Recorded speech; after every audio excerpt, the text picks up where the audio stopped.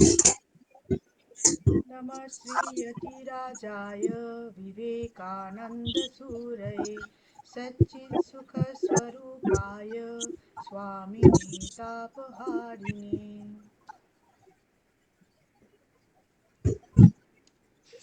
Vedantism, today we will discuss from creation. The first is the question of creation, that this nature, Prakriti, Maya is infinite without beginning. It is not that this world was created the other day, not that a God came and created the world, and since that time has been sleeping, for that cannot be. The creative energy is still going on. God is eternally creating, is never at rest. Remember the passage in the Gita where Krishna says, "If I remain at rest for one moment, this universe will be destroyed." If that creative energy, which is working all around us day and night, stops for a second, the whole thing falls to the ground. There never was a time when that energy did not work throughout the universe, but there is the law of cycles, pralaya. Our Sanskrit word for creation, properly translated, should be projection and not creation. For the word creation in the English language was unhappily got that fearful, that most crude idea of something coming out of nothing. Creation out of non entity, non existence, becoming existence, which of course I would not insult you by asking you to believe. Our word, therefore, is projection. The whole of this nature exists, it becomes finer, subsides, and then, after a period of rest, as it were, the whole thing is again projected forward. And the same combination, the same evolution, the same manifestations appear and remain playing, as it were, for a certain time, only again to break into pieces, to become finer and finer until the whole thing subsides and again comes out. Thus, it goes on backward and forwards with a wave like motion throughout eternity. Time, space, and causation are all within this nature. To say, therefore, that it had a beginning is utter nonsense. No question can occur as to its beginning or its end. Therefore, wherever in our scriptures the words beginning and end are used, you must remember that it means the beginning and the end of one particular cycle, no more than that. Yes, Maharaj? Yeah, creation, whole thing is over, no? Yeah, okay. The one paragraph I have done. Yeah, then we will, after some discussion, then again we can read, isn't it? Okay. ॐ जननीं शारदां देवीं रामकृष्णं जगद्गुरुं पादपद्मे तयो श्रित्वा प्रणमामि मुहुर्मुहुः नमः श्रीयतिराजाय विवेकानन्दसूरये सच्चित्सुखस्वरूपाय स्वामिने तापहारिणे. Yeah, dear devotees, we are discussing on Vedantism. And we did discuss about the very detailed discussion we had about the scriptures, previous class, if you remember. There, one difference we had, I had mentioned about Agama and Nigama, if you remember, Agama and Nigama. There, one more important point I would like to tell you is generally when we use word nigama, most of the times, nigama means it is always Vedas. So nigama is also used in other meaning which I told, but you have to be very careful. Contextually, you have to see. So the word nigama, in what context or in from what angle they are using. So otherwise you will get a confusion. Otherwise, Swamiji that day he had told nigama something, and today nigama means something else. So nigama is used generally as a Vedas, but there are places where, like, either it is asking teacher is Shiva or Shiva Parvati, or teacher is Parvati. Based on that, agama and nigama is done. That basic difference is also there. Now, after discussing the scriptures, Swamiji is taking very important one of the discussion, one of the important subject or topic of our philosophy is about the creation. How much ever when we say that God and God alone exist, or the self alone exists, or I am the self, and the world is a delusion, world is an appearance, but still, if not all, many of us, we get a question, okay, maybe, then how this world is existing? Why this world is existing? And how and when and why, all these questions can come and boggle our mind. Now, why this world is existing? That is this, because as Sankhya tells beautifully, it is for bhoga and apavarga. Bhoga means it is for our experience.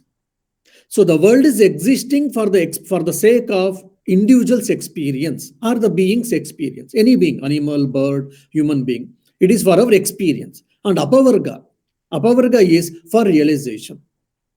So from this angle, Swamiji has told beautifully, the world is a moral gymnasium where we have come ourselves to make strong. So it is for bhoga and apavarga. For bhoga means it is not just enjoyment, it is experience. Experience means good, bad, right, wrong, suffering, and enjoyment. All these things includes. Bhoga means experience. Apavarga is for emancipation or realization. Okay, why we came to know? Now, when this is a very important question, this boggled my mind for a few years, and I discussed and I debated with many known people, and I didn't get a right answer. When I read Swamiji's talk on one of the lecture on Vedanta in Colombo to Almora only, when Swamiji tells why Maya is Anadi, why the creation is Anadi, night I was reading in the monastery in Ramakrishna Math, Alsur, Bangalore. When I read that point, I was so happy. Immediately I jumped from my cart, jumping, and oh, today I found answer, today I found answer. And my roommate, the other brahmachari, he got shocked and asked, what happened, brother? Night it is, and why are you jumping like this? I mean, he was really a bit shocked. Then I explained. Anyhow, he took some amount of time for him to understand why I jumped like that. So Maya is Anadi. Swamiji tells a beautiful explanation. Why we cannot say when the creation started. Now, well, from the Puranas point of view, thousands of years before we tell, and Big Bang theory and all these things, at some point of time, few millions of years, few thousands of millions years, there was a bang and all they say. All, I mean, what you say, hypothetical arguments, but exactly either religion or the science is unable to tell when actually the creation started. How the creation started, we are able to tell. Either Upanishads you can say, or science you can say, any knowledge, branch of knowledge can say how it has started, they are able to tell. But when it started, none of them are able to tell properly. And that's the reason Advaita says, Maya is Anadi. Maya is Anadi means this creation is Anadi, means it is beginningless, but it is Santa. It can be ended. How? By emancipation. Now, why Maya is Anadi? Because when is what the time? The time and space itself is a part of creation. When the creation started, the time started. When the creation started, space started, it came into existence. When the time itself is a part of creation, then how can we say that when creation started? This is one of the beautiful, possible, philosophical, rational, logical answer. I don't know how many of you can understand and appreciate. It will take some time. I'm very sure about this, but it is a wonderful point. Why we cannot say that creation when it started? Because the time itself is a part of creation. The same thing has been beautifully told by our forefathers in the Indian cultural context, that whether cock came first or egg came first. We cannot tell. For a cock to, I mean, cock and hen to come out, we need egg, and to lay the egg, we need a cock. Now we cannot tell. So that's where it is, unresolved. So that has been told in this such a layman's language. So when creation started, we cannot tell. That's why they use that simple simile. Now, from the creation point of view, there are two or three theories.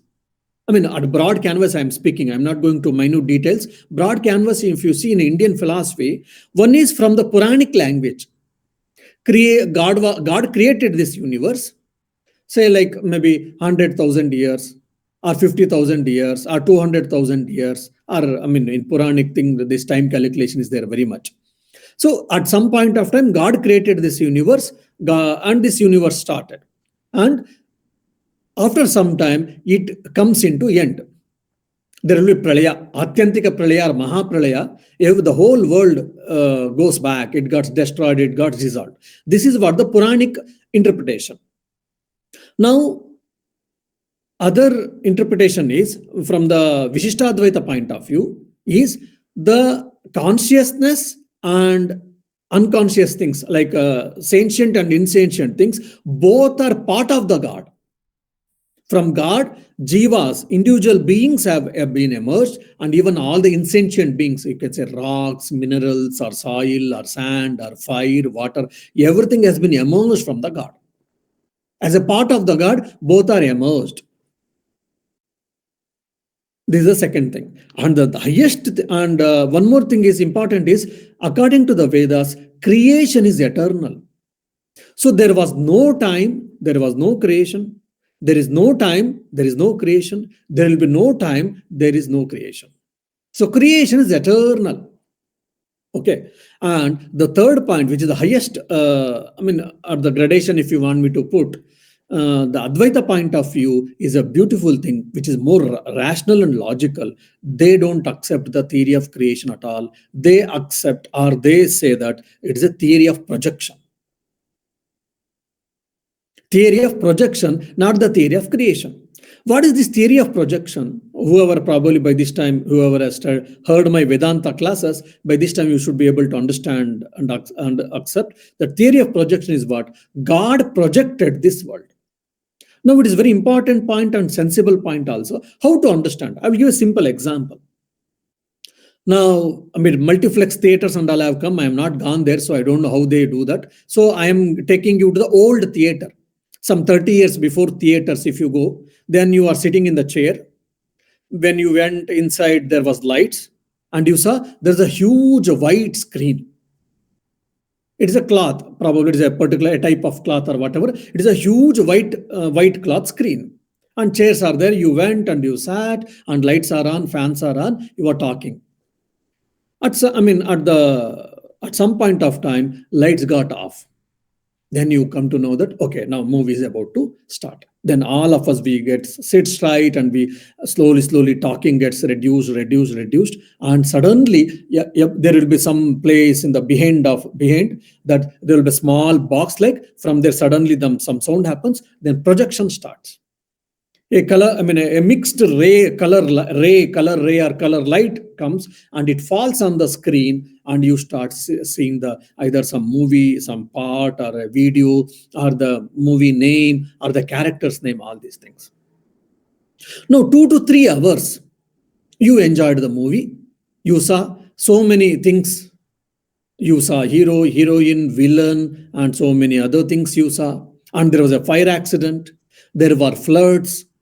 And people were killed. There was a lot of blood spilled over. So many things you saw. Fine. Then movie got over, and you were also carried over. When hero or heroine, they were undergoing a lot of turmoil. Some of you might have even cried even. And you might have felt, if I get a chance, I will go and kick him, and I'll kill him, or I will put him on the ground, the villain, such a heinous act he is doing. All these feelings we might have carried over by the film. Film over, and before starting the film, just you saw the screen, particular colored or white colored huge screen, and now the whole movie got over, and now you see the same screen. 3 hours before you saw a particular screen, and now you see more or less at the same screen, but in 3 hours, so many, 2.5 hours, so many differences came. There was fire accident, there was heavy rains, there were floods, there were killing. So many things came and so many things went over, and you saw, you experienced, you carried over by the movie, but you see the screen is not changed at all.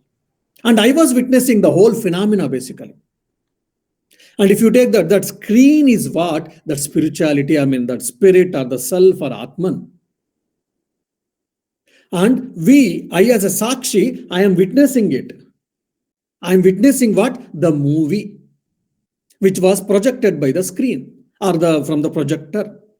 So similarly here, the God is the projector. He is projecting the universe. And we, as individual beings who has got a body, mind, and self, so we are experiencing this movie, but unfortunately, we were supposed to be witness. Instead of being a witness, we are getting carried over. Just like when you are seeing a movie, you know that it is a movie. The hero and heroine, it is their cup of tea. It is their bread and butter they are doing. Neither hero was into problem, nor hero one is in problem, nor villain killed hero. Both of them were probably the best friends. They didn't have any enmity. But at that given point of time, we carried over.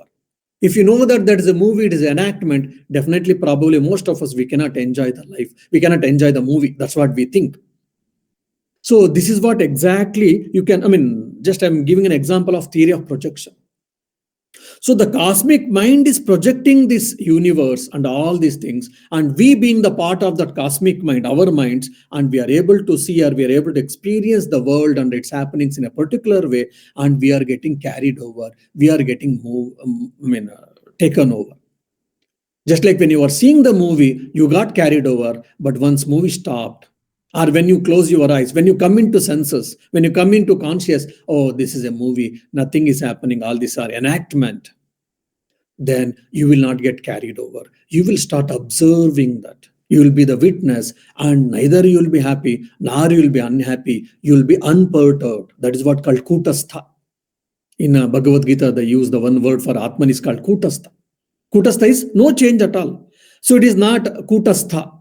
So it is not, I mean, changeless means it is not insensitivity. It is transcending all these dualities.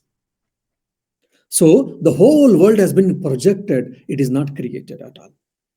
Now, in the projection, it is a part of creation, is there, sustenance is there, dissolve. Pralaya means it is not destruction, it is only dissolving.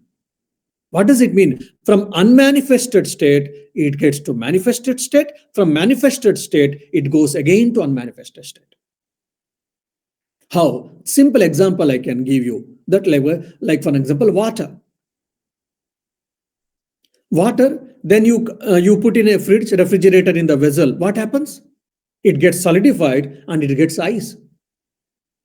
Okay, then you took ice and you are handling it and all. After some time you kept out, and in the summer you can very well imagine, in no time it gets again water.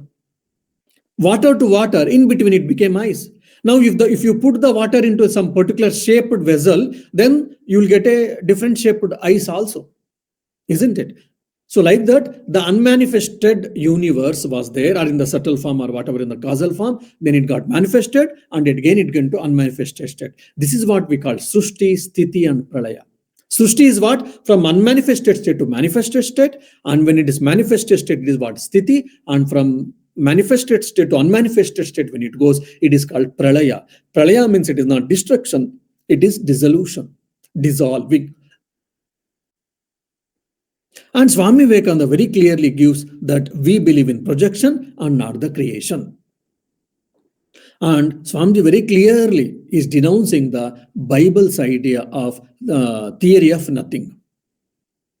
That according to the Bible, the God created the world out of nothing. So that is against science, against cosmic law, against rationality. If you say law of conservation of energy, no energy can be created nor it be destroyed. It can be changed from one energy to another form, it can be changed, but no new energy can be created, no new energy can be destroyed. So if that is the case, then how the God can create the world out of nothing, which is irrational? That's why Swamiji says that he is putting in a polished language that I'm not asking you to accept it. That means what? It is irrational. Then afterwards, Swamiji also in between he takes a just he makes a point of Puranic idea, and he also beautifully says time, space, and causation are all within this nature. To say therefore that it had a beginning is utter nonsense. To question can occur as to its beginning or its end. Therefore, wherever in our scriptures the words beginning and end are used, you must remember that it means the beginning and the end of one particular cycle, no more than that. So Brahma created worlds 10,000 years or 30,000 years before or 1 million years before, means this particular cycle of creation was created and such a time. That's all we can say. But otherwise, we cannot really say when this creation started, when this creation will end. That I mean, end we may predict, but when it started, we cannot say rationally because the time and space itself is a part of creation. Now, okay, now it is not one is creation is from Puranic aspect we discussed, and the other is God, the creation. The world itself is a part of God, one thing, and the third is Brahman is appearing as, or Brahman is projected himself as this universe we know. This is what theory of projection. The same idea we can see in Taittiriya Upanishad. Sokamayata bahusyam prajayeti satruštva tadevanupravishat. Sokamayata. Brahman thought, it seems, let me become many. Bhusyam prajayet. That's how many individual beings came into existence. That's how the creation has been told. And tat sruštva, after creating, he entered into that. So Brahman created this universe or projected the universe and he entered into it. So what does it mean? Brahman himself is getting manifested as this world.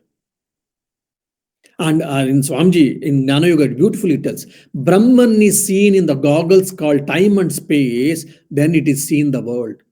Brahman plus time and space is what? World, nothing else. We are wearing a blue colored goggles, then the whole world appears blue for us.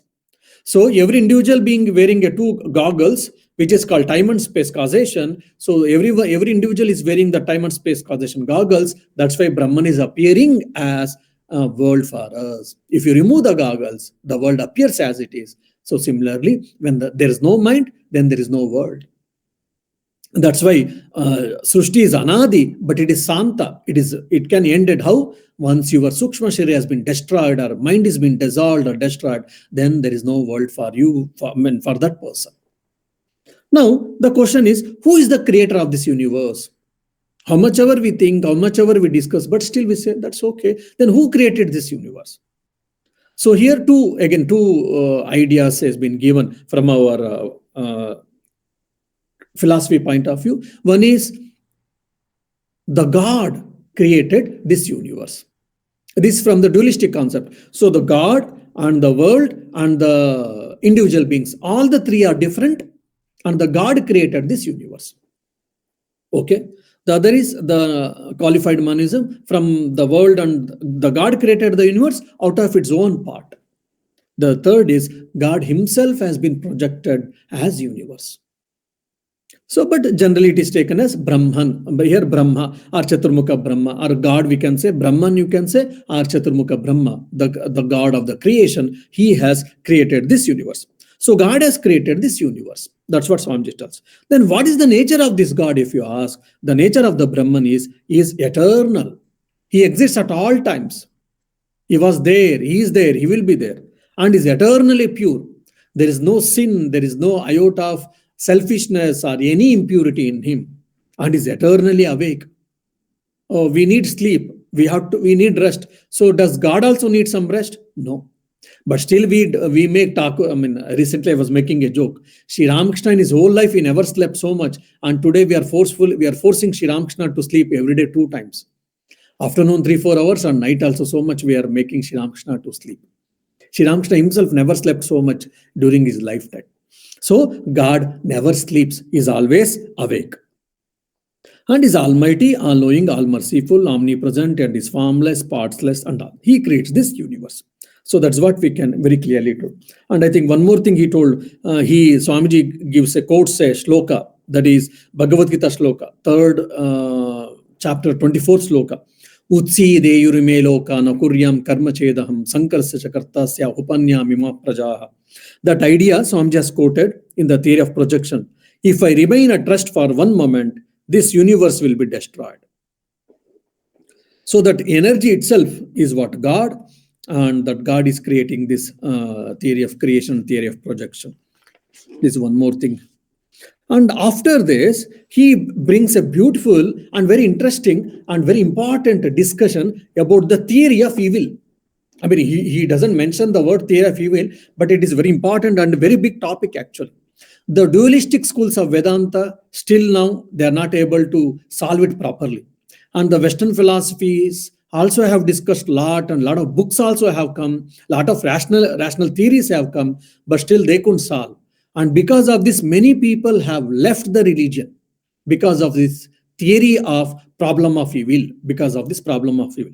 But Advaita Vedanta has solved it beautifully, and more or less from the karma theory, Swamiji has taken the karma theory here, the law of karma. From the karma doctrine, Swamiji is solving the problem of evil. Now, okay, God has created this universe. Either you, whatever name you can call, fine. Now, if the God has created this universe, how this so much evil and cruelty can be in the universe? If God is omnipotent, omnipresent, omniscient, and is all merciful, all compassionate, and is perfect, he is good, how can he create such a wretched world? How can he create such a cruel world? And why there are so many people are suffering? And why there are so many people are undergoing a lot of problems? Like floods, maybe you can say, or drought, you can say, famine, you can say. Many times, many people are unnecessary. They undergo with a lot of problems. If then, how God can create such a world? Either God has not created. If God has created such a cruel world, then God cannot be omniscient, omnipresent, or cannot be all merciful. He may be much cruel, or he may be demonical in nature. This is one powerful argument has been put by many agnoists and atheists against the God and against the religion.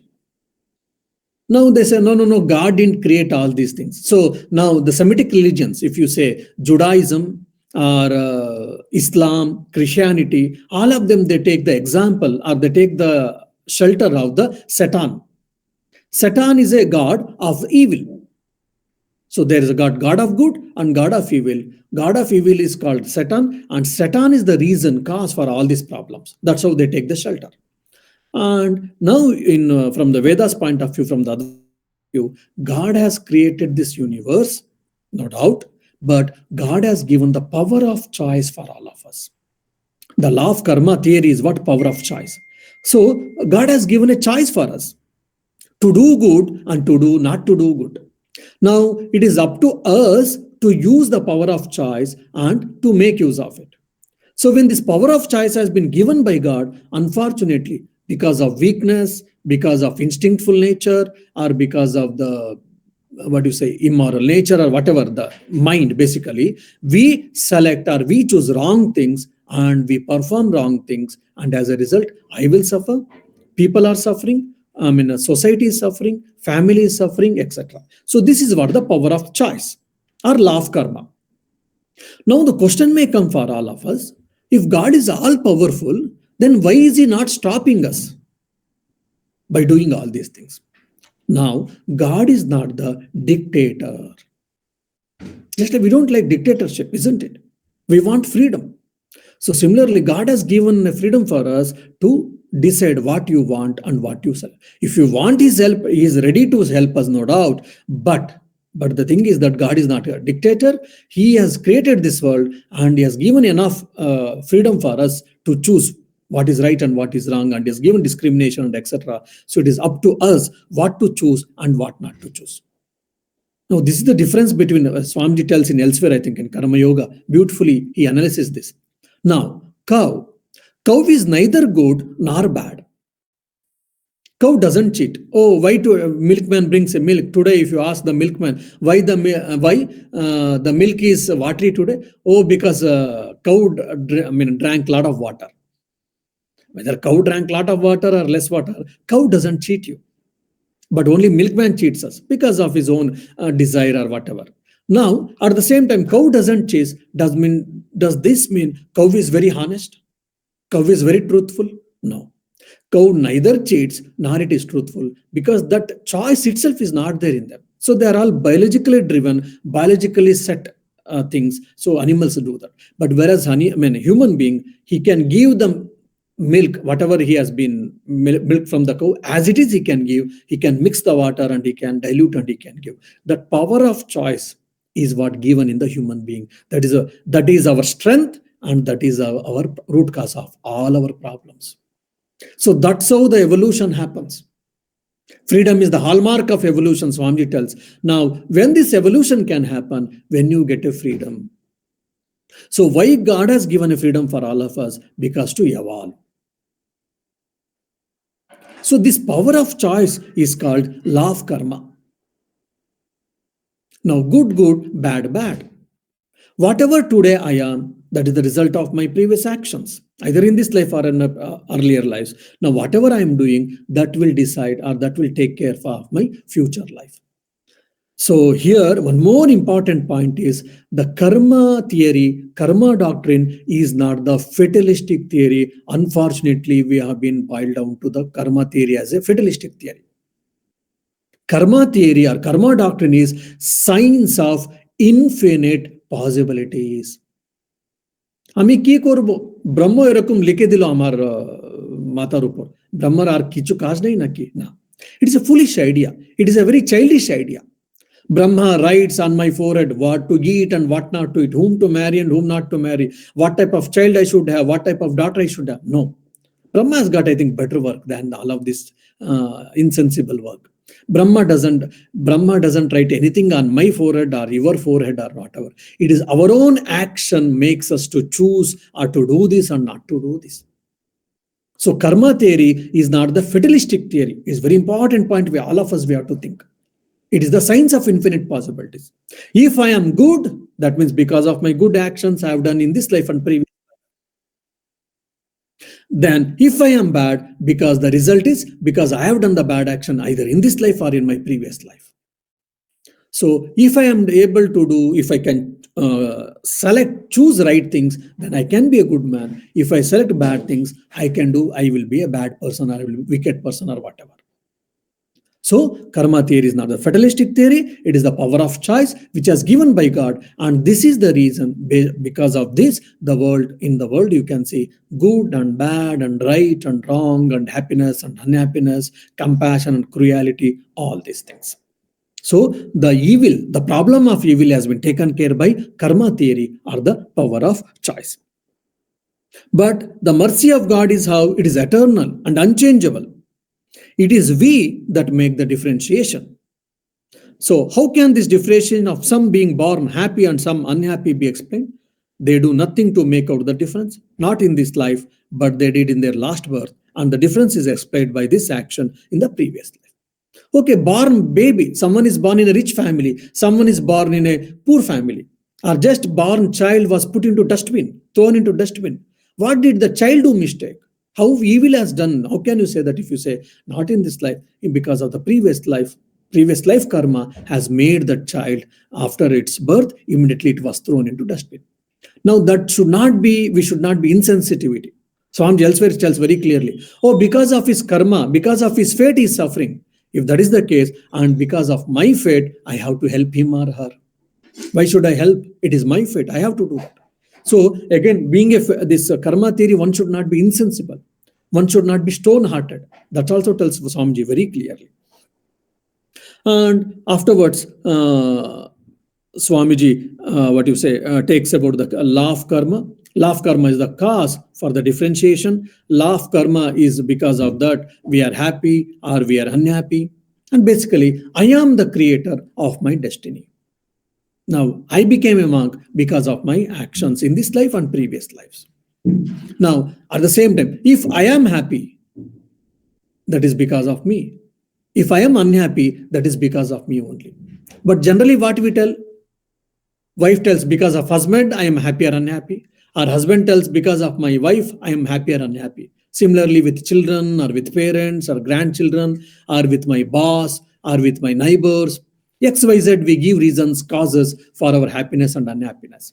Well, they are all secondary causes. They can be secondary reasons. The main cause, the main reason is me only. Means my mindset, my attitude, my thinking, my actions. Action means not only physical actions, mental actions, my thinking, my perceptions, my feelings, my thoughts, all of them are based on my actions only. So if you want to be happy, then yes, it is a deliberate choice. You have to choose it, you have to make it, you have to work for it. So you cannot give reasons and blame excuses for your happiness or unhappiness on others. So that means you have to be responsible for your fate. You have to be responsible for your life. You have to be responsible for your actions. You have to be responsible for your future or your present. Then the question, I think, one question is I've seen that what is the role of the free will? Now, Swamiji tells very clearly in elsewhere that there is no free will at all. Free will is a misnomer. Again, it takes a good amount of time for understanding, I am sure, but just I'll make a mention. Why?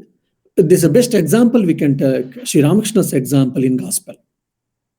Now, a farmer has tied a calf to the pole. Now, when he has tied the calf to the pole, he might have left 1 meter or 2 meter of the rope loose. He has loosened and he has tied. Now, in the 2 meter diameter of the circle, that calf can do anything. It can sleep, it can do piss, or it can eat, it can dance, it can stand, whatever it can do. But after the 2 meters, maybe little, 1 centimeter, 2 centimeter, 3 centimeter can drag for itself. More than that, it cannot do anything. It even say, for example, after third meter or fourth meter, there is a heap of grass. If the calf want to eat, it cannot go and eat until otherwise it has to get out from, it has to be free, or the owner has to free itself. So similarly, all of us, we have got a will, there is no free will. Just like that calf rope was 2 meter loosened, in the 2 meter diameter or circumference, it can do anything. So similarly, we have got will. Using that will, we have got in that limit or in that boundary, we can do many things. That's what we can say free will to that extent. So free will is a misnomer, Swami tells very clearly. Why? Because I cannot think anything and everything. So for an example, I will ask someone of you. So because nowadays film stars have become big celebrities, so all of you would like to become, if you get a chance, to enact in the film. Some of you say, maybe yes, I wanted Swamiji, but I didn't get a chance. Some of you say, yeah, but I think I'm not interested. Some of you say, no, I don't want to become a film actor at all. Now, why? Because of our samskaras. Some of you are interested, but you didn't get a chance. Some of you are not really serious about it. It may come, if it comes, if it is possible, okay, let me see. And some of you say, no. So even my aiming, my goals, my desiring, my thinking, and to do this and not to do this, all these things, even so-called aims and goals, setting all these things, it is in boundary because of my samskaras accumulated in this present life and in the past life. Again, it's a very subtle point. We have to think little, then only these things, ideas. I'm just giving ideas, throwing ideas, you have to think little. Okay, so basically, I am the maker of my destiny, or I am the creator of my destiny. Then Swamiji takes about the soul, self. So what is the nature of the self? Now here, very important one point thing we have to take. At a broad canvas I'm speaking, the Western philosophy speaks of dichotomous theory. And Indian philosophy broadly speaks of trichotomous theory. Dichotomy means two, trichotomy means three. So for Western philosophers, body and mind, there are only two things. The mind only, they say, spirit or the soul, mostly. There are few philosophers who differ, but most of them, they tell the mind as a soul or the spirit. Now in Indian philosophy, we say body, mind, which is subtle body, mind, and the self or the Atman.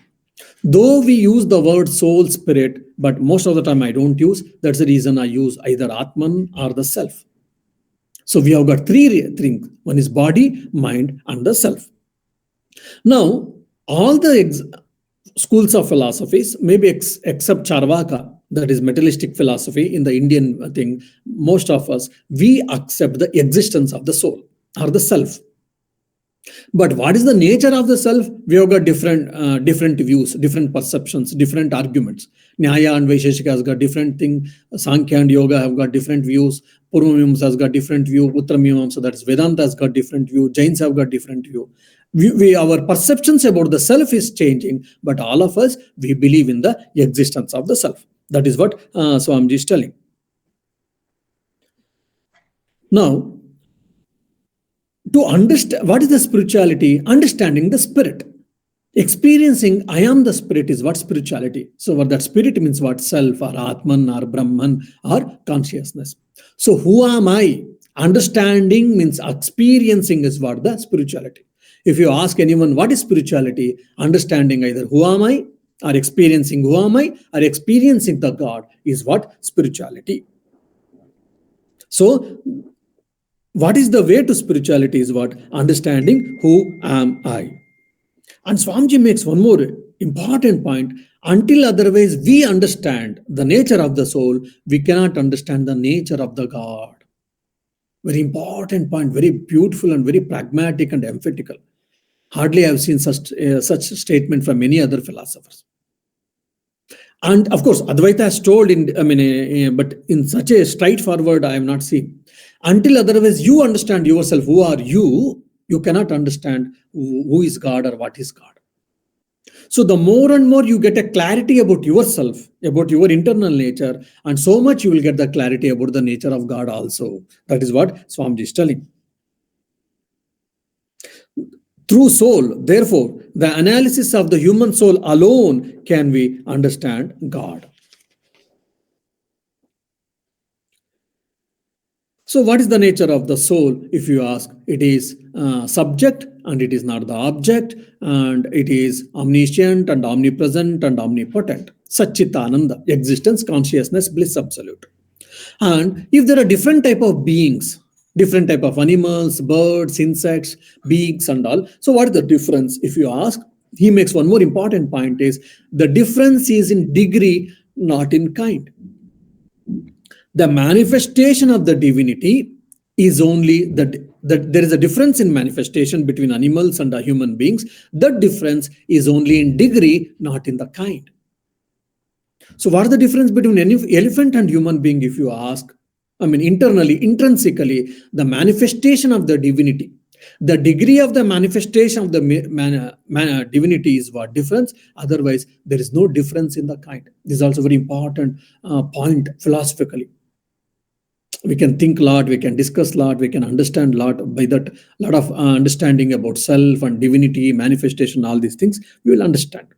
And so soul is ancient, it doesn't have any sex. And here, one probably I will tell this and I will end my talk. Bhuteshanji Maharaj, every one of you know that Bhuteshanji Maharaj.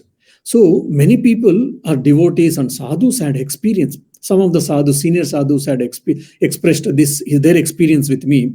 I was fortunate enough to get this type of hearings from senior sadhus that when they used to see Bhuteshanji, especially during his fragment of his life or when he became president probably, that was so palpably experienced with many sadhus and monks and devotees that when they used to see Bhuteshanji, they never used to feel that he is a male or is a female or whatever.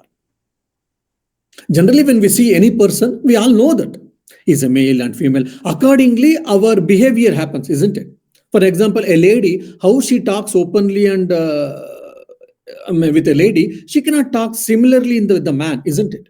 So there are social things and there are the way automatically that reactions and that differences we do perceive.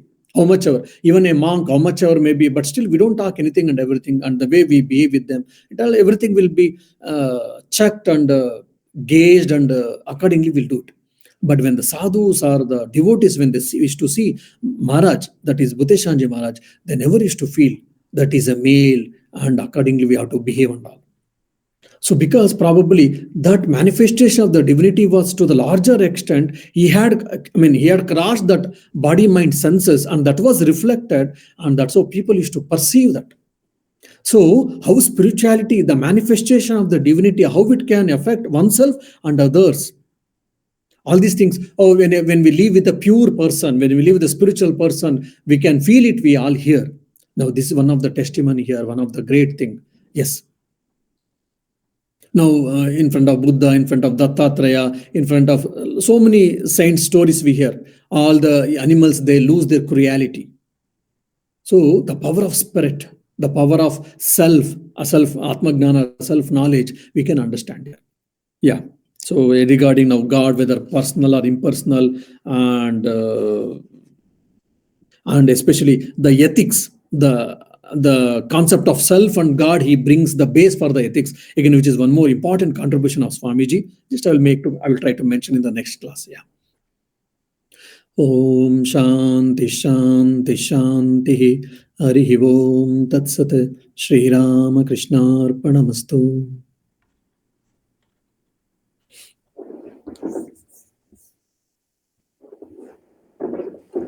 Can I ask a question, Maharaj?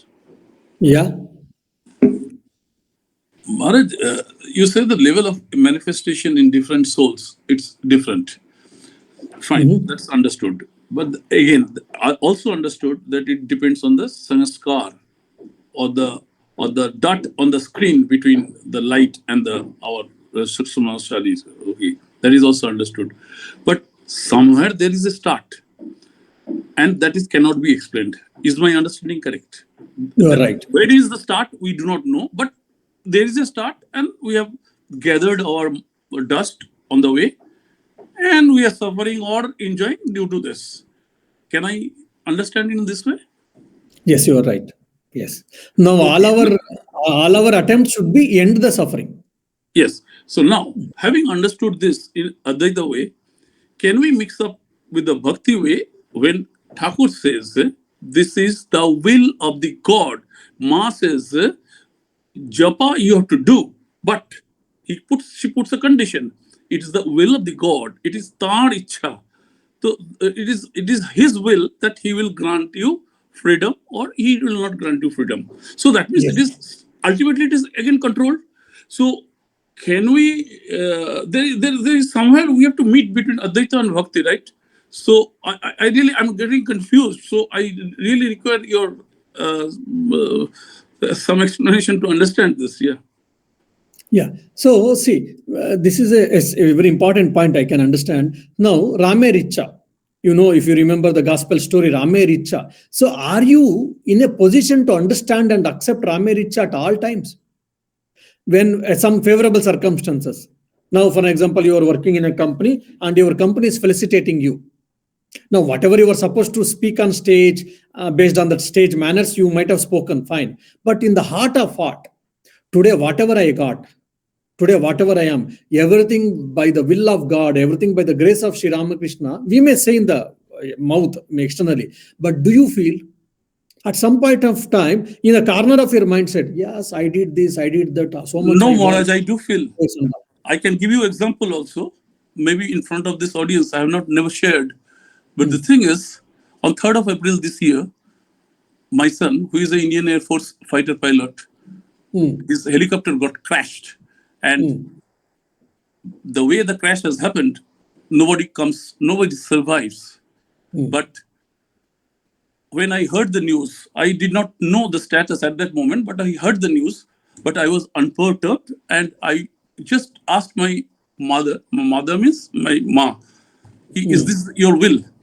So at that time also, I did not get perturbed. As you are saying, no, do you believe? Yes, I do believe that if it is crashed, it is her will, or it is not crashed.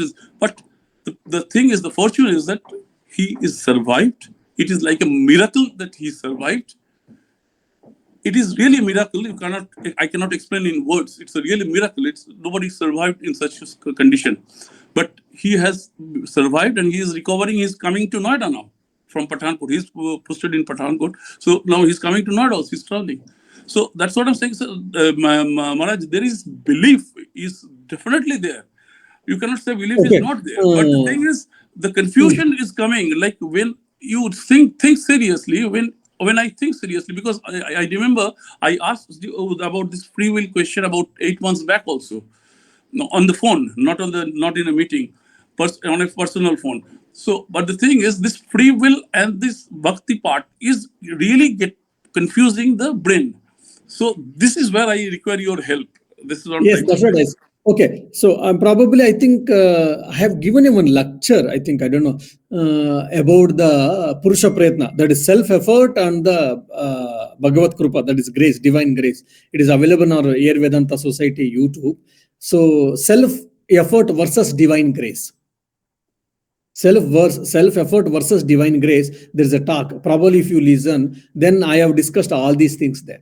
So probably I hope you will get an answer all these things. Now, see, when you are completely surrendered at the will of God, okay, you've completely surrendered, then there will be no your will. Okay, now to attain that complete surrender, we have to struggle. When I have got a ego, I or etc. etc. If I say everything is God's will, that is not really possible because our ego is still working. When I completely surrender at God's will, everything is God's will. Whatever it comes, everything is God's will. When my ego has been completely removed, then only that God's will can prevail. Now, why you have to do japa then? Because by doing japa, what you are making yourselves fit to receive divine grace completely. Just like the Advaita tell same thing. Why should we do sadhana? Because to remove the dirt. That's what Bhakti is also saying in a different language. So why should I do japa? Why should I do meditation? Why should I do karma yoga? Why should I do sadhana? Just to remove your dirt and to make yourselves fittest instrument to receive the divine grace. For example, there is a sunlight and there is a window glass. And window glass has been covered with the dust and oil some because this was a kitchen glass and you were cooking and that oil stain, cooking oil stains and all has been covered. That's why you are not getting complete sunlight, though there is a beautiful sunlight. Then what is the way for you? Then remove the taint and remove the dust from the glass. Okay, you cleaned it, you wiped it with a dry cloth, dust went, but still there. Then you try to use some hot water and some maybe surf and some more dust, some more the stain gone, but still there are some things. Then you put some acid or some liquids and all. You twice, thrice, four times you wiped it and you try to rub with scrubbers and all. Finally, after much struggle, then you were able to remove most of the things and the glass became clean and you were able to get the complete sunlight. So similarly, to get the divine grace completely for us, now we may be getting 10%, we may be getting 20%, we may be getting 30% or whatever. To get 100% the divine grace, what should I do? I should be the fittest instrument. Sakali tomari icha. Ichamai taratami, we all say that. Can we feel at every point of time regarding this? It is very difficult. Now our individual ego has to be melted. See, this is what categorically happened in Swamiji's life. Swamiji, when he came to Sri Ramakrishna, he asked whether God exists or not. Swamiji, Guru Maharaj said yes. Then his spiritual practice started. Spiritual life started. Then finally, Swamiji asked, I want, please bless me so that I will have a Nirvikalpa Samadhi. He had a Nirvikalpa Samadhi. Then he wanted to establish himself in Nirvikalpa Samadhi to larger extent. But Sri Ramakrishna told, no, there is something else for you. Then he did a lot of Karma Yoga. He went around India, he heard, he saw, he studied, he felt so much for people, and has his master's mission. He went, he studied, he taught Vedanta, he came, he started mission, he did so many things. But once Shir Bhavani incident happened, when he went to Shir Bhavani, the Shir Bhavani temple was shattered, he felt so much.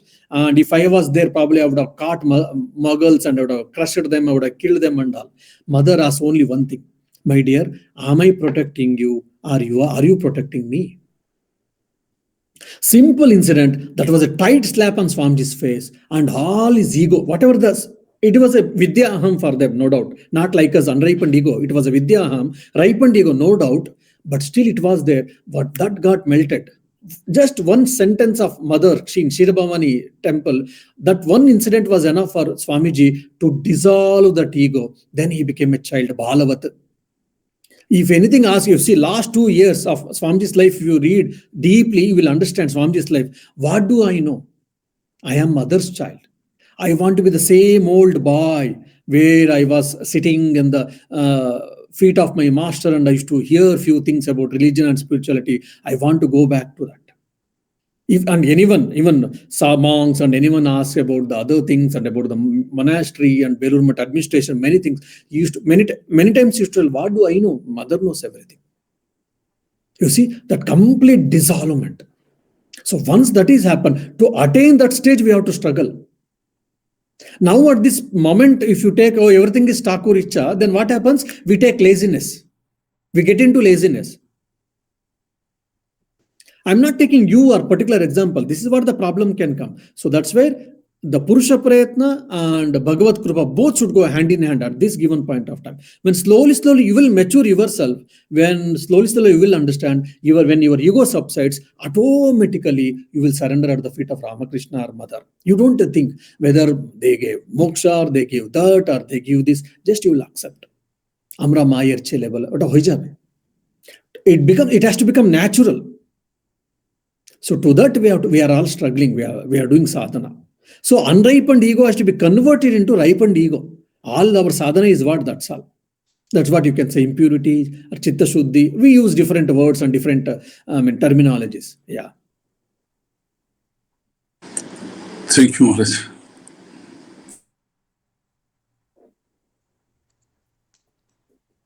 Yeah. Any questions? Maharaj, after this, my questions are a bit silly. So, should I ask? I don't know. You are saying that manifestation is in degree and not in kind. Kind means what? Yeah, that's a very important question. Yes, I know that. For an example, how can I say? Now, mango and banana. Now, what is the difference? Different kinds of fruits. Two different. Different. Uh, Okay. Now, there's a mango. Okay, there's a mango and there's a ash gold. Now, if you take mango and banana, different type of fruits, but they're fruits only. Now, if you take mango and ash gold, one is vegetable, the other is fruit. Now, here the difference is what in the type of it is a type in the kind because one is vegetable, one is in fruit. Okay, now mango, one is Alfonso mango, one is badam, and whatnot. There are different types of mangoes. So there some tastes are different, some quality of mangoes. Some are small in size, some are bigger in size. Some mangoes have got thick skin, some mangoes have got thin skin. Some mango seeds are smaller, some mango seeds are bigger, and in between some are juicy, some are more pulpy, some are bit bitter, some are more sweety, some are less sweety. All these things. So all are mangoes, but there are little different in size, different in taste. So difference in degree is what that means. Difference is kind like mango and ash gold. So now, what is the difference between a sinner and the saint? That the manifestation of the divinity is a difference. In what? In degree, not in kind.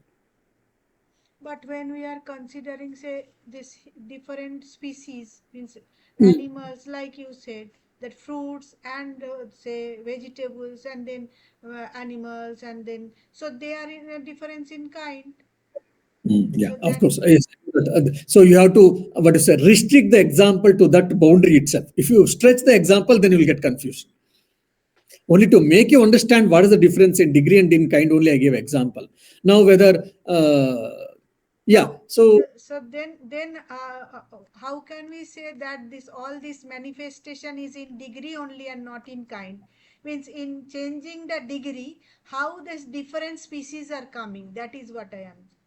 If everything is degree only, when means manifestation in degree, change in degree. Okay, so but we are getting different types of what creation, what to say, means the plants, the animals, the human being. So how here only in manifestation in degree is causing the change? I think you know very well permutation and combination, Okay, okay, okay, isn't it? Permutation, combination, your maths principle you bring here, I think that is the best answer. okay. Yeah. And And also, see, one more important point is now, like for an example, there's a glass house. Or there are some places where you'll get a different type of glasses. You go to some temple or you go to some shadi, I mean, some mahals and all older. There are so many. I mean, it was like the whole wall has been embedded with the glasses. Different type of small glasses. Now, for example, there are 10 or 15 type of glasses. Convex lens, concave, and all fine. In that itself, there are so many different. No, in every glass, small glass, you are going and standing. Now, you are the same person, but your appearance in every glass is changing. Somewhere it is very clear, somewhere it is very not at all hazy, somewhere it is very hazy, somewhere it is very, you are bulky, somewhere it is very narrow, somewhere you are got a lot of height, somewhere you are very short. So many things, isn't it? So only one person, but your appearance in different glasses are different. Why? Because of the nature of the glass.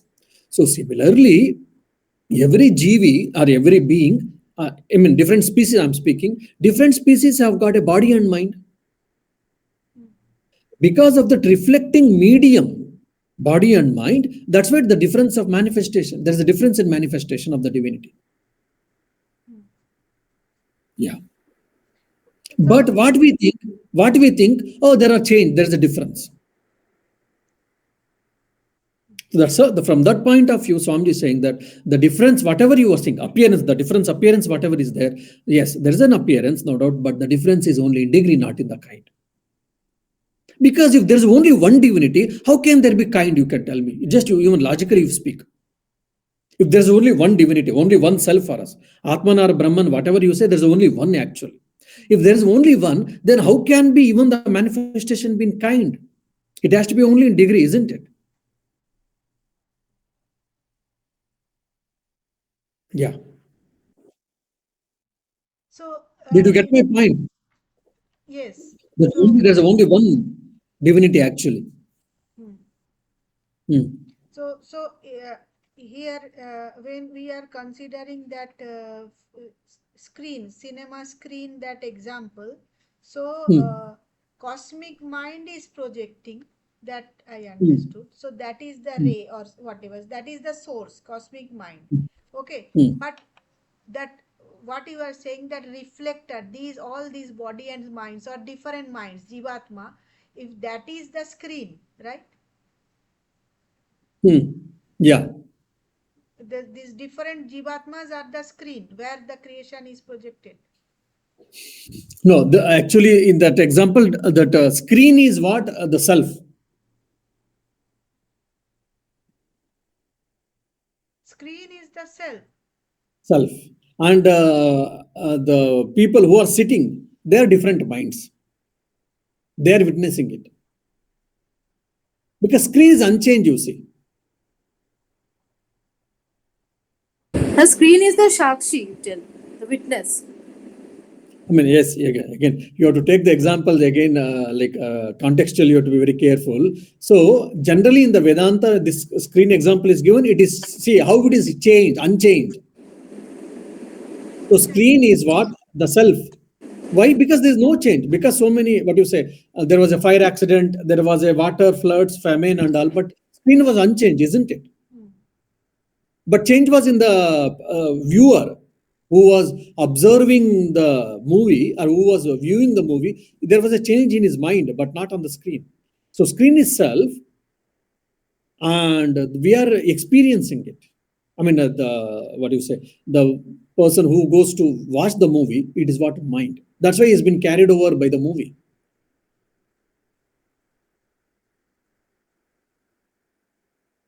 You didn't get, or you are getting confused? No, I am getting, but there is some confusion that says screen is the self, and that, Okay. okay, and that from that self itself the cosmic mind is coming. So that is the projector. So actually that self itself is projecting also. Yes. Okay, because that Yes. cosmic mind is coming from the self itself. It is the Yeah.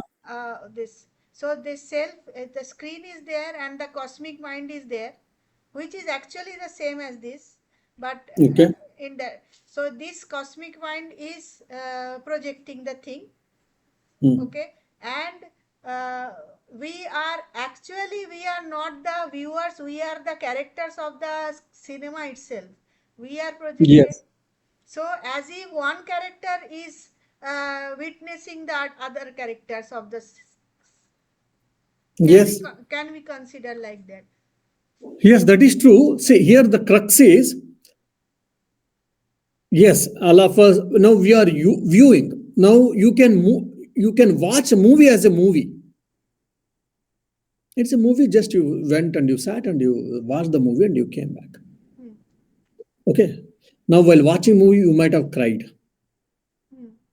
Or while watching, because some of you like fighting scenes and all, you would have enjoyed fighting scenes.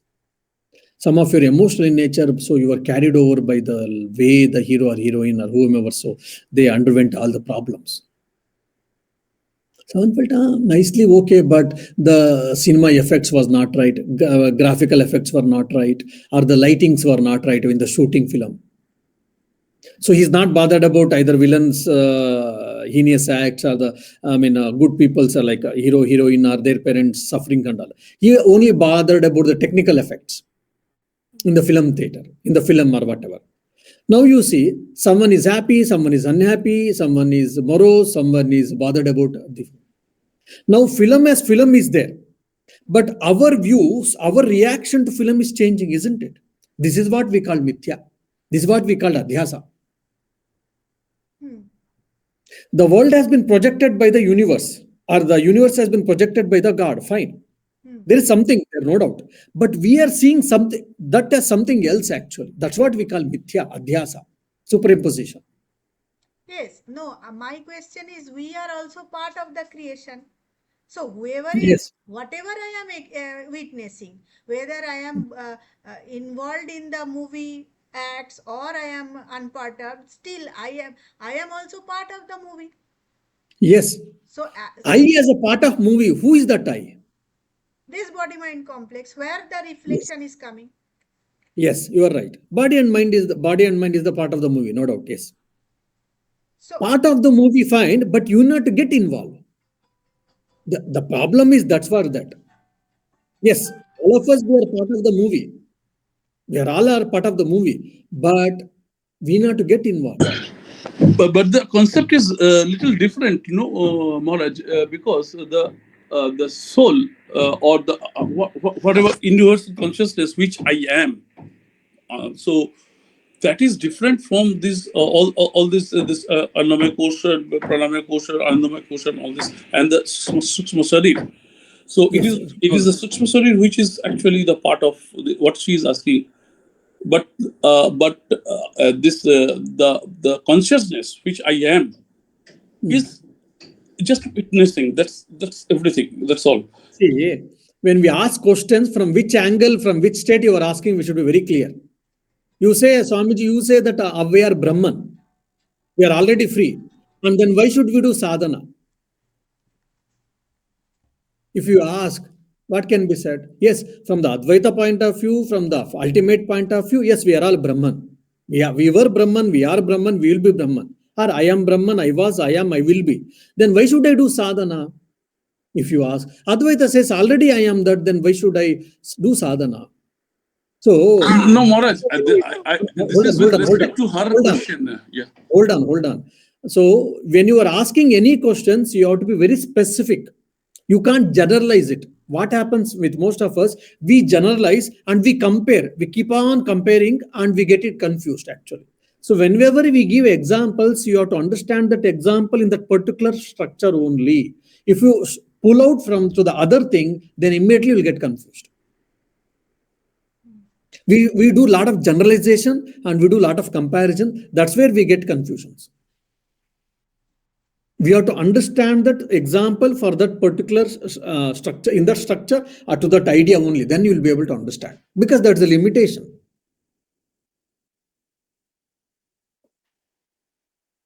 Now the screen is what? Self. The projector is what? Cosmic mind. Now the cosmic mind is projecting the screen, projecting the movie. Yes, so we are all part of that movie, no doubt. Okay, now when I say I as the part of the movie, now you said who is that I, means you said body and mind. Now, you as a body and mind, if you are part of the movie, there will be no suffering actually. But most of the time, what happens when I say I am the part of the movie means I get attached to that. That's where these problems are happening. New same thing we can see in the life of Swami Vivekananda, Sri Ramakrishna, Holy Mother, and all these people. I think whose case I think Prabhu Maharaj or Madhavananji, I think. So that day Ekadashi it was. Ekadashi. Ramnam is going on. So he's asking Sadhu, I mean, he's a sevak. You just go and see whether Ramnam is over or not. Because in those days, if you remember, President Maharaj used to stay into the Swamiji's bedroom is there. Next to the Swamiji's bedroom, if you go from inside, you'll be able to see that. From outside, you can't see all that. Swamiji's bedroom, there's one more room actually, inside the Mutt camper, the old Mutt building in there. So next to the Swamiji's room, there is a room where their presidents used to live there. So that is in the Mutt courtyard only. Now, President Maharaj's quarter is outside. So he's telling, Sevak is not understanding why Maharaj is becoming a bit restless about Ramnam. Why is he? But anyhow, so once they came and said, Maharaj, Ramnam over. Or in between, no, Maharaj is going on. Oh, how much can I hold on? Let them finish fast like that. They didn't understand. So once Ramnam is over and they came and told, okay, Ramnam over. Oh, okay, now I can leave. What did happen? He left his mortal coil. You see? So there, I was very clear about their self, not confused with body and mind. Now we cannot imagine even, forget about doing. Most of us, we cannot even imagine like this. He was trying to hold on prana just because he cannot leave the body. It becomes Ashaucha, then Ramnam is happening or whatever. So he was waiting just to have the Ramnam completed. Once Ramnam over, just he left his mortal coil. What an amount of willpower. What an amount of gut, abhinivesha, that is, fear of death. He had conquered that abhinivesha. And he was very clear about that I am not the body and mind. And he had a control on leaving even prana. Isn't it? But when in our cases, what happens, we are all, yes, part of the movie, but at the same time, we have got attached to that movie. Attached to that acting. That's where the problem is. If you think that I'm an actor and I'm not really, this is not my real role, in reality, I'm the self, and all these things are just, it is a drama or movie or whatever, then you will not be perturbed. You will travel from, your mental attitude will be, so what? But every time, what? Did it happen like this? What? Did she like this? What? Did he do this? But instead of that, if once you get into spiritually established person, you say, is it? So what? So that Sakshi Bhava, that has to come. But the Tadatmyata is there now. That's where the suffering. That's where we say that when you are watching movie, but you are entangled with the movie, you are got carried over by the movie. But can you be Sakshi and can you witness the movie? That is what. Their movie is external example. That movie is happening every day in our life, every day, every moment. At every moment, so many things are coming and going. At that given point of time, can we be Sakshi, witness and see as a movie? That is what we have to do that. Hope I think you now you have got it clear or no? No, still not. No, it's means what you said, that part is clear. I was just thinking about that Jivatma part of the Brahman. That is so there, but that should be the Sakshi, that should be unperturbed. Jivatma is the part of Brahman. That is unperturbed. That is the Sakshi. Okay. So yeah, that is true. But what is your concept of Jivatma only comes the difference. Yes. But so I as a Sakshi should be unperturbed there, basically. So Movie will that I continue. is not that I is the Jivatma only. That I is not the body mind complex. Yes, but I yes, right. That I is a Jivatma, but I as a Sakshi, isn't it? I am the Atman. That confusion has to be resolved actually. That's where all of our life struggles is. Yes, that is the struggle. That confusion between Atma and Jivatma is what the problem for all of us. Now that paradox or that what is a puzzle, if it has been solved, then you will not attend anymore my class. So, uh, so that mind and soul are different. That we have to first understand. That is the Yes. So all these reactions are happening in the mind, not in the soul or not in the self, but we are mixing up. Just for an example, you keep a hibiscus flower, red hibiscus flower in front of prism, not in even a beautiful glass. The glass looks red actually, but glass is looking red, but neither glass has taken the color of the red hibiscus, nor it has been affected.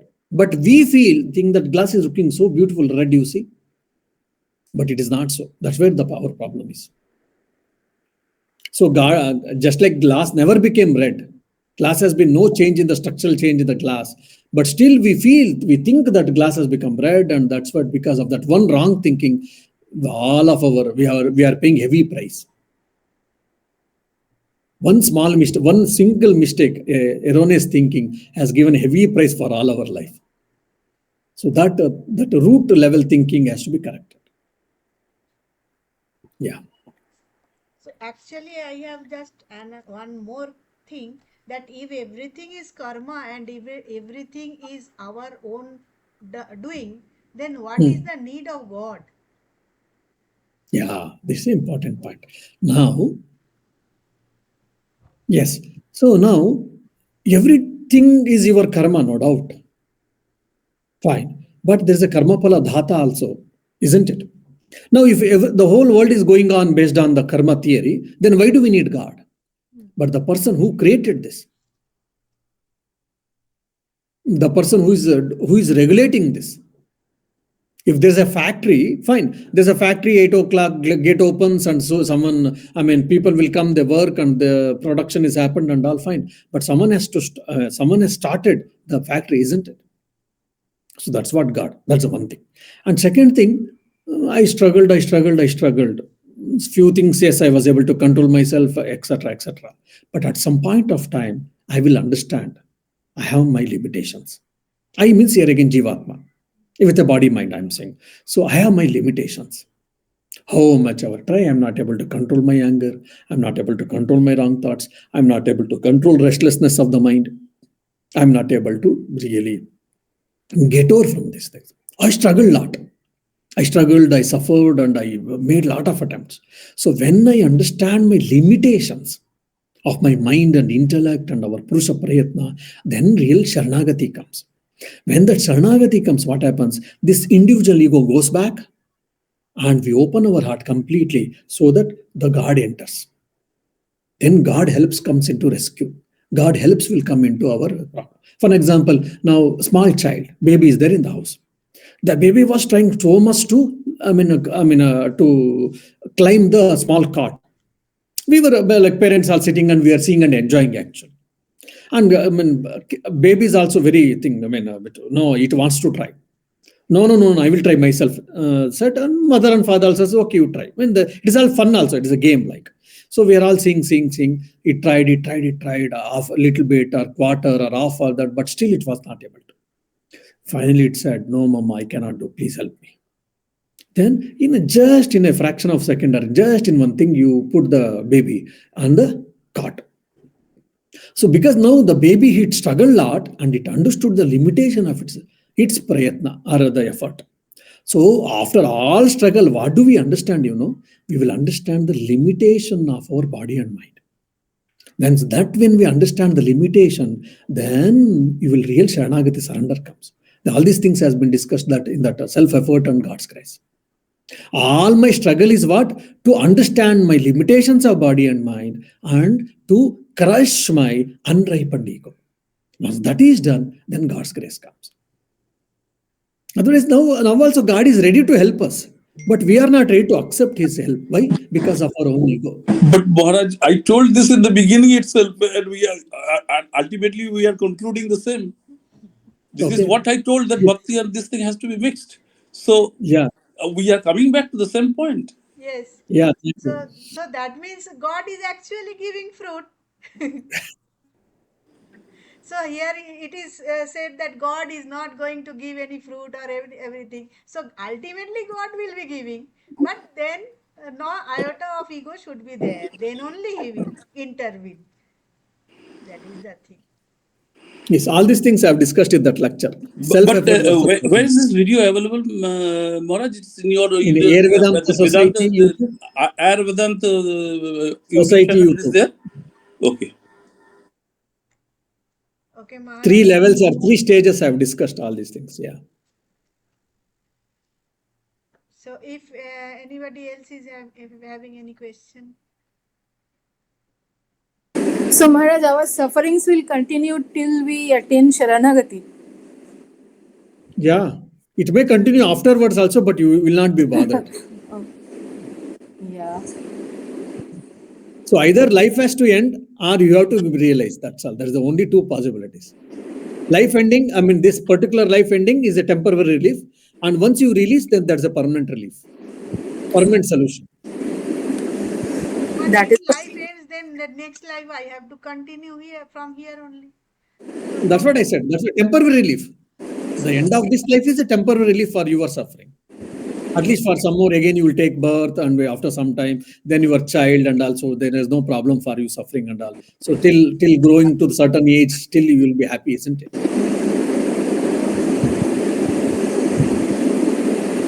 So, Maharaj, actually today I just read one paragraph and you explained, I think, 5 pages. Yeah. In between, I thought I will stop and read. I mean, ask you to read, but then I thought, well, maybe I will do it. Yeah. So, okay. So,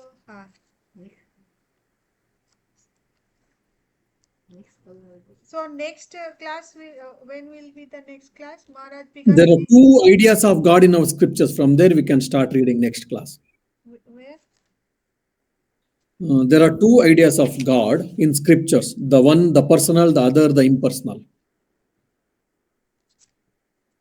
I'm using complete works. I don't know. We are using lectures from Colombo to Almora. Page number will be different. Yeah.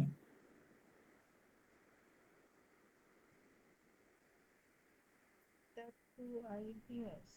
There are two ideas of God in our scriptures. Did you get it? Oh, of course, I can send you the text. Then you can see and mark it. Yeah.